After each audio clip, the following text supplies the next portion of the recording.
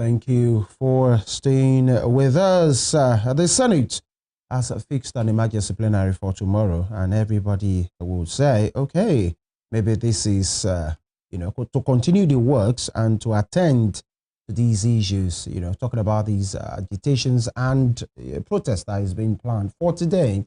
And, at an event, over the weekend, the Senate President, Godswill Akpabio, said the Senate will not be intimidated, but we do what is right to give Nigerians an electoral act that will advance democracy. He spoke at the public presentation of a book, The Burden of Legislators in Nigeria, written by Senator Effiong Bob at the NAF Center in Abuja. And let me quote him, said, "We have not passed the vote and proceedings. There is still harmonization, but people are already on television, sitting on panels, abusing the Senate for something that is yet to be completed. We have not completed it until we look at the votes and proceedings. When we bring out the vote and proceedings, any senator has the right to rise up to amend it. We can amend anything before we approve votes and proceedings. Why abuse the Senate when what we have is incomplete? I can't talk until they tell me drop the gavel. In this case, we are here to complete the process. Why are people setting up panels on TV stations and abusing us, So these are the issues." He said, "Why do you think that the paper you agree in Lagos must be what must be approved?" He was talking about, civil society organizations and maybe some think tank and all of those things. But last week, the same Senate President spoke on the floor of the House, and this is what he said. There was no deliberate attempt on the part of the Nigerian Senate to delay the amendment of the Electoral Act. Our intention had always been to ensure that we do our best and we do it painstakingly, taking our time to ensure that what comes out reflects the yearnings and aspirations of all Nigerians. And also to be sure that the next election, all questions connected with the next election will be answered by the amendments to the Electoral Act 2022. But the social media already is awash with the fact that the Senate has rejected electronic transmission. That is not true. That is not true. Electronic transmission had always been in our act. And what we did was to return the electronic transmission, which had been in our act, and which was used in 2022. So please do not allow people to confuse you. If you are in doubt, we will make up our final votes and proceedings available to you if you apply and you are entitled, so that you will see this Senate under my watch has not rejected electronic transmission of results. It's in my interest as a participant in the next election. Of course, the Senate President, where we, in another forum, that forum I was talking about the book presentation, where all we said is remove the words real time to allow INEC decide the mode of transmission. If you make it mandatory and there is failure of system, there will be catastrophe. That's his position. And he has said the Senate will not be stampeded. They will not be coerced or forced into doing a bidding of maybe some persons who agreed on a paper in Lagos. They will do what is right for Nigerians. And even said they have not agreed on anything. It has not been put to vote. So why are Nigerians abusing them? Why are people protesting, if I may add that? We just had the Senate President saying, this has not been passed. It's not yet a vote. Why are you people agitating and you are abusing them? Mr. Adowu, can you hear me? Hello, are you there? Yes, can you hear me? Not faintly. Okay. The Senate President has said this particular, piece of proposal, it's still in the works. It has not been put to vote. They've not put the gavel. Every senator has the right to speak on this matter. Why are you people abusing them? He was talking about people on television and panels agreeing on papers. He even said you can't agree on a paper in Lagos, and then you are saying that is what the Senate should do. Everybody will have their time. There is no final take on this matter. The gavel has not been struck on this matter. Why the abuse? And he said he will do what is right for Nigerians. You are not giving him that, cut him that slack. Are you? Okay, thank you. I think I will combine that with your thoughts before we went on that break about the US. You see, we are quick to to compare ourselves with the US, not from the good part of it, but from other parts. You see, one of the things you need to understand about US election is that US have at least 6 modes of voting.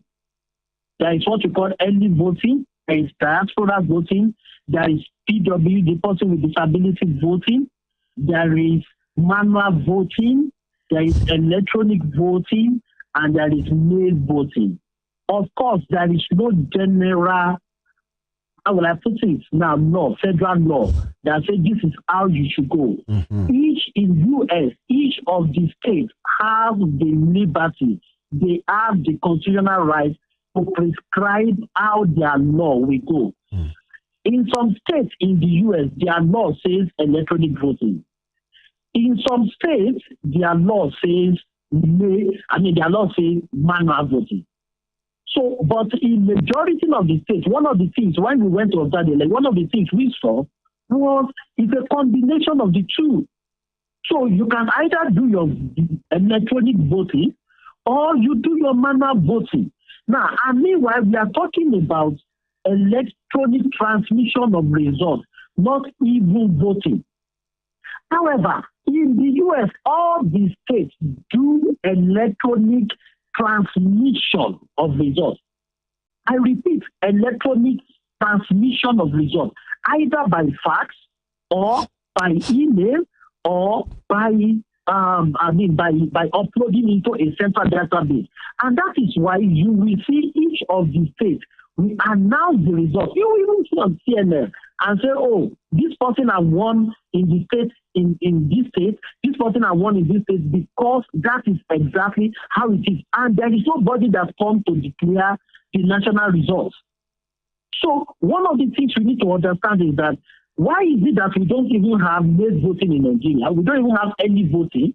We don't even have diaspora voting. We don't even have electronic voting. But we are only saying, okay, we agree, let's vote manually.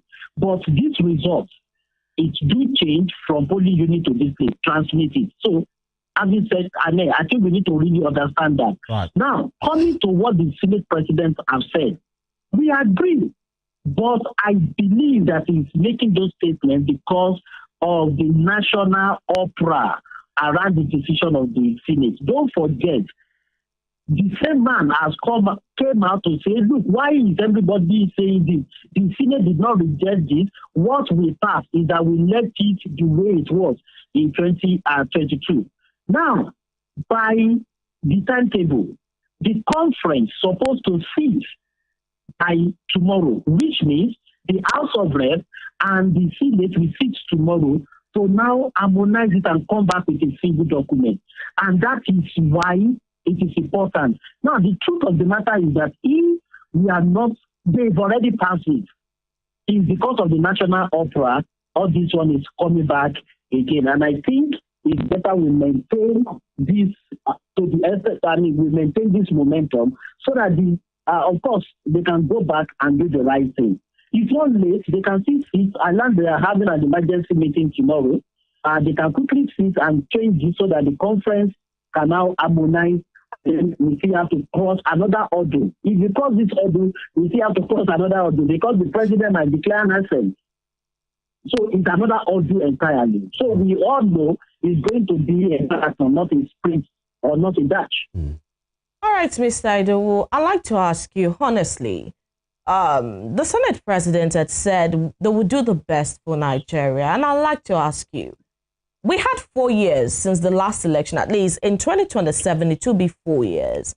In all of these 3 years that this administration is used, we see that immediately this administration began, politicking already began, consolidations already began, and preparation for the next election, 2027. Do you honestly think that the Nigerian state does not have the capacity to work with telecommunication operators in Nigeria to bring about a bridge in the gap where we have some communities not having sufficient network? Do you think that there are some things that could not be put in place in 3 years At least let's rule out 2027, at least 3 years before the next election. If they could do that with politics, why not do that with elections as well? Do you think? Well, I think, you see, the issue here is this: we don't even know INEC preparation. Like I said the other time, the entire IREF, the entire transfer of results from one polling unit to the other is not even anybody's idea. It's INEC idea. And I think it's better INEC come out and say, oh, we cannot do this. So I think INEC doesn't prepare for election on the day, from the day they give notice of election. They prepare for election the moment they finish an election. So 2027 election preparation started immediately after 2023 election. So that argument is there. Or else, okay, let me ask you, what do you think they are doing in INEC when they don't have elections? Or cycle election? What do you think they are doing? They were busy preparing for elections. So also the election is coming in probably August. They were not preparing for that election just this year. They did not start preparing for that election this year. They started preparing years back. So I think they are already preparing, and the narrative of the politicians who are not prepared for election or who think they are likely going to lose an election will begin to make it sound as if they are not ready, technologically or in terms of preparation. But we are ready. I can tell you we are ready. Except INEC, we have to come out and say, oh, they are not ready. And INEC has not even come out to say they are not ready. They cannot do procurement. Meanwhile, they are not even going to do any procurement. They are not going to buy anything. Everything they need, they already have it. What is the device that will transmit the election? The same device that they have been using for the election, where are they transferring it to? On the high ref that they have been using since 2020. So we are not procuring anything. They have tested this system severally. The only thing is that they have a system they are using that is not backed by the force of law. So what we are only saying is give it the force of law and everything will be well. All right. You know, many persons listening to you this morning will say you must really have a very huge trust in INEC for you to say, oh, is INEC, contribution to the electoral law to say, let's do e-transmission. Because some will say the same INEC that promised full digital, stuff as far as 2023 is concerned, that came out with a glitch. And he's telling you, let's do e-transmission, make it constitutional, and you're trusting them to deliver while jettisoning the manual thing. Okay. All right. But, because of time, I understand there might be a protest today. That is to force what exactly? Really? Are you not being too hasty with these protests of a thing? Come again, please. I understand there might be a protest today by civil society organizations, individuals. The proponents of these protests, are they not being hasty with these protests of a thing? No. I think people are coming out on their own to protest. For instance, the Labour Union has also made a statement that going to protest. You see, Nigerians, there are things Nigerians can agree on, and this is one of them. This is not, it's going to favor everybody. And at the same time, it's not like about a partisan push. It's about the election. Something that has been in place, just give it a force of law. And it's a shame that Nigeria will have to protest before the lawmakers will do their job. So that is exactly what is. And nobody is being pushed. Civil society, by 9 now, everybody will be marching to the National Assembly to protest. There are a lot of people protest. I'm in fact, with the last, it looks like the National Assembly is going to host nothing less than 3,000 citizens protesting this morning. So, but let's see how everything goes. But it's going to be like it's a peaceful protest that we just expect to register our displeasure to the Nigerian Senate and ask them to do the right thing, basically. All right, so Mr. Ido, if we get you correctly, what you're saying this morning is that this protest is more about being proactive than hastiness. Did you hear me? All right, that's the much we can take on the conversation this morning. We had Mr. Bukola Ido, the Executive Director of Kimpact Development Initiative. Thank you so much for joining us this morning. All right, and to you, dear viewer, thank you. It has been a wonderful conversation we've had on the Electoral Act, reform and all of those right there. It's still in the works, and just as the Senate President said, there will be harmonization talks, there will be emergency plenary tomorrow, and then there's protest right today. We'll see how this conversation, we'll see how this particular development goes, and then we'll be bringing you more updates in the course of time if there is something worth deliberating upon right here. And trust us also to bring it to your knowledge all of the time. Thank you for joining us this first installment for the week on Morning Spring on Western Spring Television.